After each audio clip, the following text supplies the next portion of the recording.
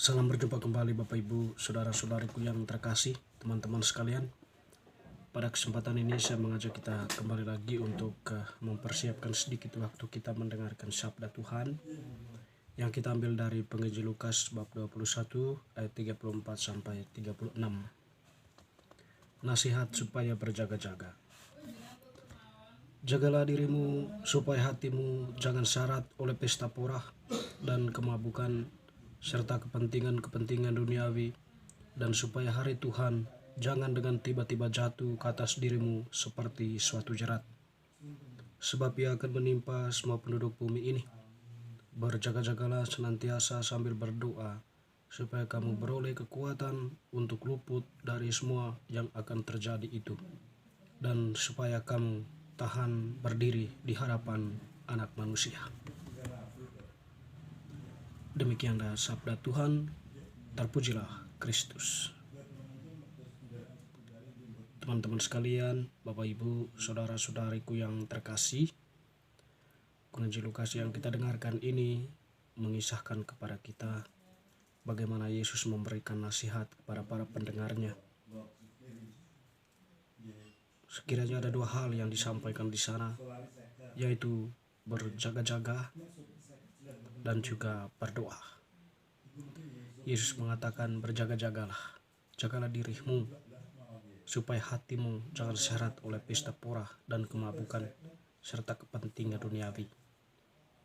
Jadi Tuhan mengingatkan kita supaya berjaga-jaga terhadap godaan dunia itu. Dan yang dijaga di sini adalah hati kita.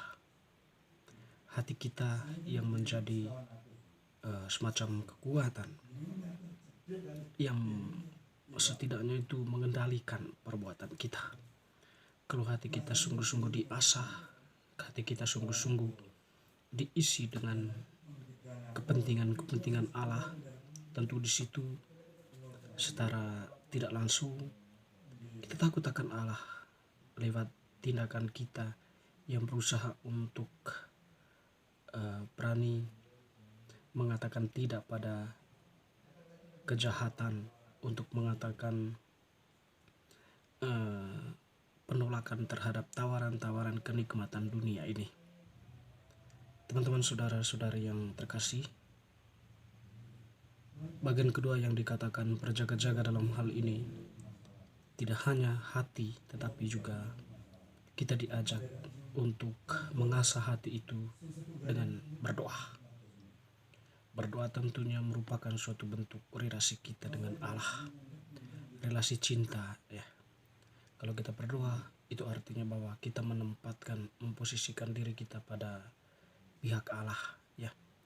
Dalam hal ini kita menghadirkan Allah dalam seluruh kehidupan kita, yang menjadi kekuatan bagi kita untuk mampu menghadapi berbagai tantangan dan rintangan, termasuk melawan godaan.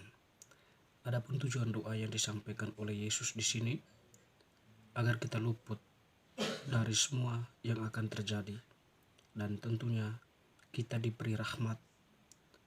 Ketika kita bertahan, kita akan mampu bertahan di hadapan Anak Manusia.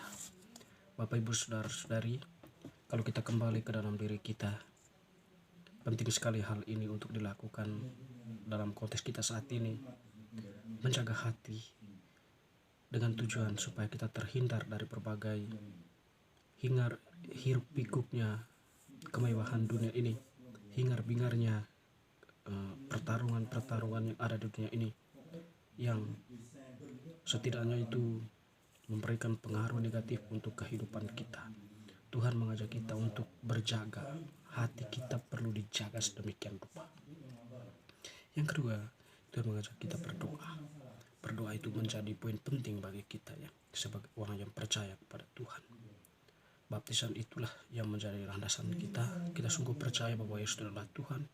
Oleh karena itu kita diajak untuk senantiasa membangun relasi dengan Dia, supaya kita tahan berdiri di hadapan Dia di akhirat nanti.